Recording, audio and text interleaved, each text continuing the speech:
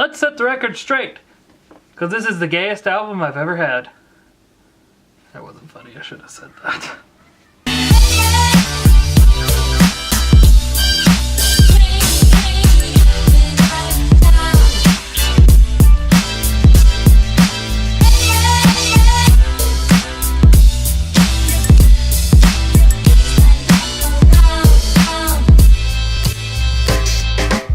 So, if you watched yesterday's video, you know where we're going with today's video. 2 days ago I said this. Mount Mitchell gets its name from Reverend Elisha Mitchell, who died on this mountain when they were exploring it for the first time. Yesterday I said this.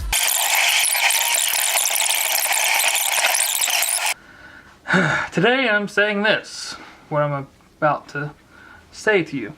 I want to set the record straight, and not the Elton John record, about Mount Mitchell. Originally I thought, or I assumed, that Reverend Mitchell died on Mount Mitchell before it was actually named Mount Mitchell on his first trip up there. Not true. Then I assumed that the argument was that Clingman's Dome was actually the highest point east of the Mississippi. Got that wrong.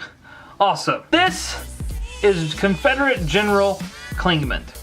What's your name? Clingman. Reverend Elijah Mitchell was a professor at UNC. General Clingman turned out to be one of his pupils. Not pupils. No, don't go there. Pupils. It was argued that Reverend Mitchell had actually not pointed out that Mount Mitchell was the highest point. They said that he pointed out a different mountain. So it became known that Mount Mitchell was actually called Clingman's Peak. Reverend Mitchell did not like this fact. Let me back up. Before, correct one thing here. Clingman's Dome and Clingman's Peak were two different things. Clingman's Dome is over near Newfound Gap, right on the Tennessee-North Carolina border. Mount Mitchell is closer to the, well, it's on the Tennessee border too, but it's a different part of the border. So, here's where everything gets all jumbled up. See, people were calling Mount Mitchell Clingman's Peak. Reverend Mitchell did not like this. My hat just came unsnapped. He said that he did in fact point out that Mount Mitchell was the tallest mountain, not Clingman. Not the Mount. So he decided he was gonna go back to Mount Mitchell. I don't know what trip it was. They said that he had made several trips up there. And he was going to check his numbers and dispute that he was the one that said Mount Mitchell was in fact the mountain that he pointed out. Not Clingman. He didn't point it out. He may have, I don't know. I just read this on the internet. On this trip up there, him and his son had actually gone up there on June 27th, 1858. 7? Hold on. Fact checking again. On June 27th, Reverend Mitchell looked at his son and said, "Go back down, I'll meet you back at base camp in 2 days." That was the last time anyone talked to Reverend Mitchell that we know of. I'm just kidding, that was the last time anyone talked to him. While he was at the Mitchell Falls area, pictured here, that he fell to his death, and that was the end of Reverend Mitchell. The falls are also named after him. I was actually going to go shoot this video at the falls, but turns out it's a good hike, and I ain't got time for that today.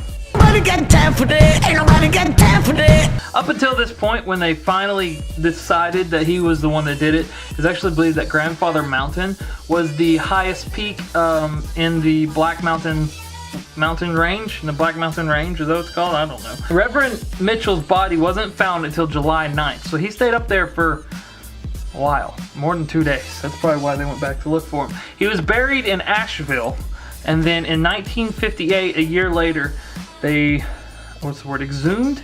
They dug his body up, they took him to the top, and there used to be a monument, pictured here, on the top of the mountain that actually fell. I'm not sure what year, we'll put this year, it fell that year. Now all that is left is the monument that you saw in the other video. So there, finally, I got the story straight. This is the end. I'm just not gonna look up more facts, because then that way I won't prove myself wrong and we can just leave it there. Going hiking tomorrow. I'm ready to just go do that. Alright, bye. Have you seen this video, by the way? This is the first time we went to the airplane. Check it out. Link at the end of the video.